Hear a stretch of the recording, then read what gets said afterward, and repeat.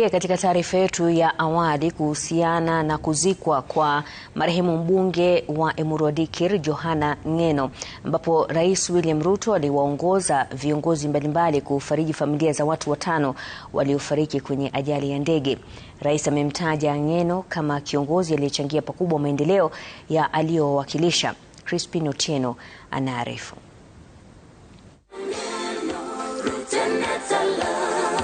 Wenyeji wa Emurua Dikir na viongozi mbalimbali walimiminika katika uga wa shule ya msingi ya Emurua Dikir kuwapa heshima za mwisho marehemu Johana Ng'eno, Mwalimu Robert Keter, Wycliffe Rono, Nick Kosgei na Amos Kipngetich.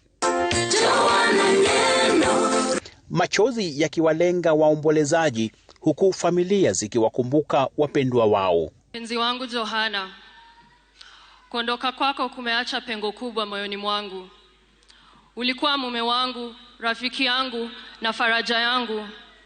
Upendo wako utaendelea kuishi ndani yetu milele. He was our provider, our protector and our greatest source of strength. His hard work, dedication, selfless sacrifice kept our family going. Rais Ruto akiwazungumzia waathiriwa kando na kutoa shilingi milioni 2 kwa kila mmoja kuwasaidia wakati huu mgumu. Alinipigia simu around saa 3. Kaniambia governor, jioni hama saa 8 hivi nataka ukuje unisaidie tupeane bursary of the needy students pale Kapsasian ward. Lakini nitaenda ndarudi. Rais Ruto aligusia mchango wa marehemu Ng'eno kufanikisha mradi wa nyumba za nafuu. Wamependekeza kwangu ya kwamba hiyo estate kubwa iko Nairobi iitwe Johana Ng'eno Boma Yangu Estate.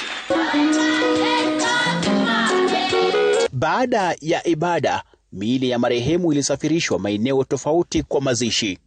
Ng'eno akizikwa nyumbani kwake Mogondo.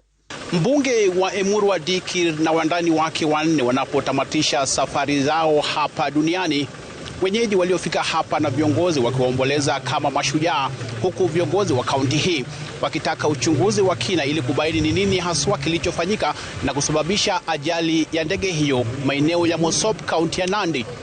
Crispin Otieno, runinga ya Citizen, katika uga wa Emurua Dikir, kaunti ya Narok.